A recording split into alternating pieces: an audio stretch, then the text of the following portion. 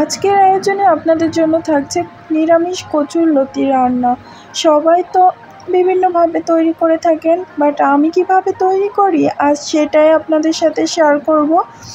একদমই ইজি আর ঘরোয়া কিছু মশলা দিয়েই আমি রান্নাটা করেছি, যে কেউ এই চটজলদি এই রেসিপিটা তৈরি করে নিতে পারবেন। বাই দ্য ওয়ে, আপনারা দেখছেন যেমন খুশি তেমন রান্না, সঙ্গে আছি আমি সুরাইয়া। আমার পক্ষ থেকে সবাইকে জানাচ্ছি সালাম আর অনেক অনেক ভালোবাসা। তো আজকের রেসিপি হচ্ছে সরিষা বাটা দিয়ে নিরামিষ কচুরলতি রান্না। তো চলুন বন্ধুরা, রেসিপিটা শুরু করা যাক। আমি কচুরলতির এই রান্নার জন্য এখানে 1 আঁটি কচুরলতি নিয়ে নিয়েছি। আর বন্ধুরা, কচুরলতিগুলো কিন্তু চিকন ছিল।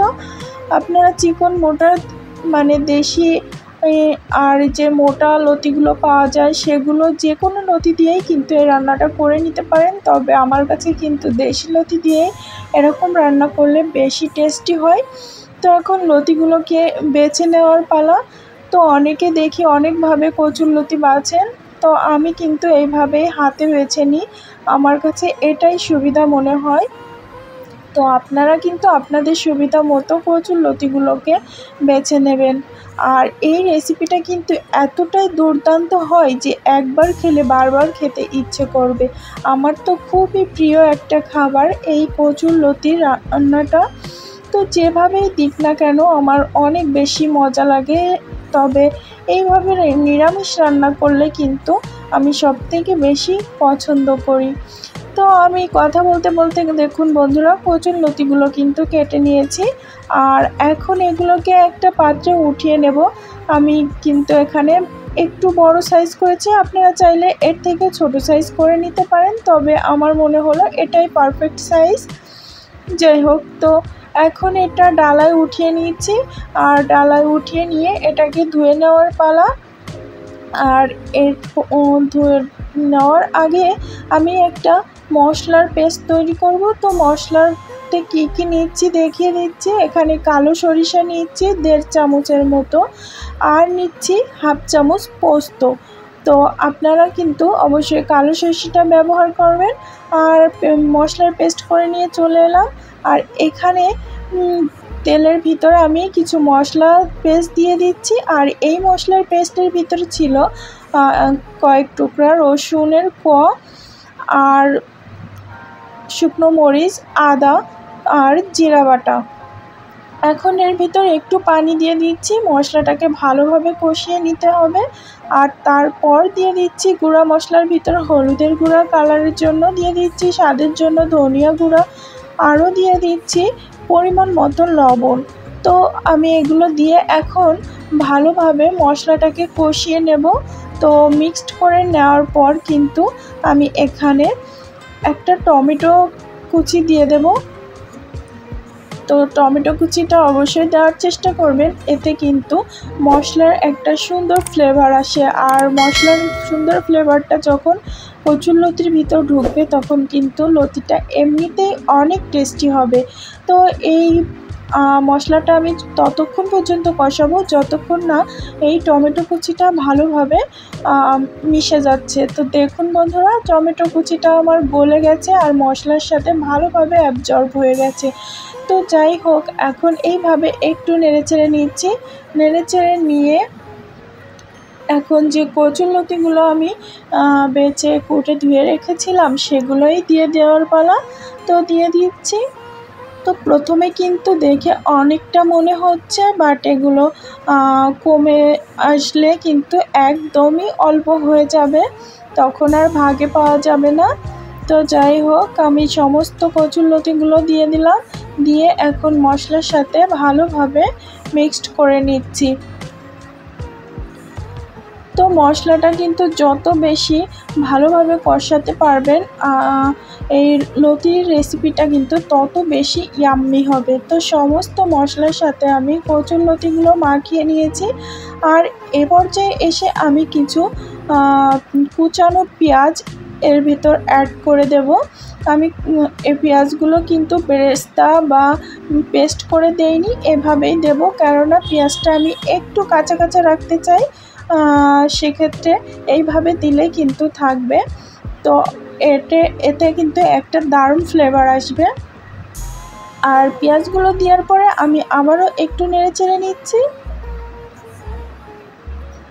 তো ভালোভাবে নেড়েচেড়ে নিয়ে কিন্তু আমি এখানে ঝোলের পানিটা অ্যাড করব।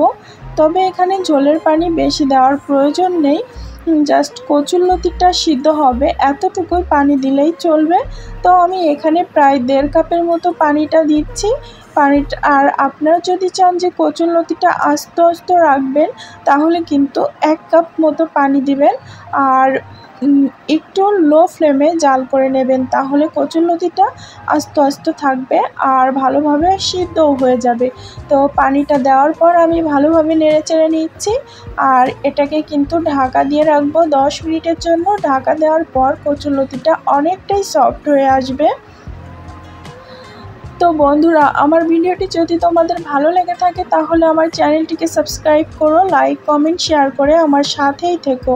তো 10 মিনিট পরে আমি ফিরে আসছি, কচুরলতিগুলো দেখবো এখন কী অবস্থা। তো দেখো বন্ধুরা, আমি একটু নেড়েচেড়ে দেখাচ্ছি, দেখো অনেকটাই সফট হয়ে গেছে। আর আমি চুলার জালটা কিন্তু হাই ফ্লেমে রেখেছি। এভাবে হাই ফ্লেমেই কিন্তু কিছু সময় আমি এটাকে জাল করে নেব। এরপর যখন একটু হয়ে আসবে তখন এটাকে লো ফ্লেমে করে দেব। তো তোমরা পুরো ভিডিওটা দেখতে থাকো, তাহলে কিন্তু বুঝে যাবে। তো বন্ধুরা, তোমাদের কাছে ছোট্ট একটা রিকোয়েস্ট, ভিডিওটা কন্টিনিউ করার সময় প্লিজ একটা লাইক দিয়ে কন্টিনিউ করো। আর এই পর্যায়ে আমি কিন্তু এখন দিয়ে দেব সরিষা আর পোস্ত দানার যে পেস্টটা করে রেখেছিলাম সেটা। তোমরা এটা কচুরলতিটা যখন সফট হয়ে আসবে তখনই দেবে, আর চাইলে এর আগেও দিতে পারো, তবে আমার মনে হলো এই সময় দিলে কিন্তু বেশি টেস্টি হয়, এই কারণে আমি এই সময়ই দিচ্ছি। তোমরাও কিন্তু এই সময় দিও। যাই হোক, এখন পেস্টটা দিয়ে আমি ভালোভাবে মাখিয়ে নিচ্ছি। তোমরা কিন্তু দেখেই বুঝতে পারছো কচুরলতিটা কতটা সফট হয়েছে। তো যাই হোক, এখন আবারও মাখিয়ে নিয়ে রেখে দেব, কিন্তু ঢাকা দেব না, এভাবেই রান্না করে নেব খোলাভাবে। আর কিন্তু অনবরত নাড়তে থাকতে হবে, না হলে কিন্তু নিচ থেকে লেগে যাওয়ার সম্ভাবনা থাকবে। কেননা এখন বেশি ঝোল নেই, শুধু মশলাটাই একটু বেশি আছে। তো আস্তে আস্তে জাল দিলে কিন্তু এটা আর হবে না। আমি কয়েকটা কাঁচা ঝাল উপর থেকে ফালি করে দিয়ে দিয়েছি, আপনারা চাইলে নাও দিতে পারেন। যদি একটু ঝাল বেশি খেতে চান তাহলে কিন্তু ঝালটা দিতে পারেন, না হলে দরকার নেই। তো আবারও নেড়েচেড়ে নিচ্ছি। তো এইভাবে আমি আরও 8-9 মিনিট মতো জাল করে নিয়েছি। যেহেতু আমি লো ফ্লেমে জাল করছি, এই কারণে একটু বেশি সময় ধরে এটাকে জাল করতে হবে। আর এর লুকটা আসবে একদমই ভাজা ভাজা পর্যায়ে।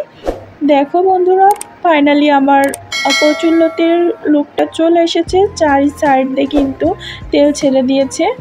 আর এটা কিন্তু পুরোপুরি রান্না কমপ্লিট। আমি গ্যাসের ফ্লেম অফ করে দিয়েছি, এখন এটাকে পরিবেশন করে নেব। দেখে যতটা লোভনীয় হচ্ছে, খেতে তার থেকেও সুন্দর হয়েছে।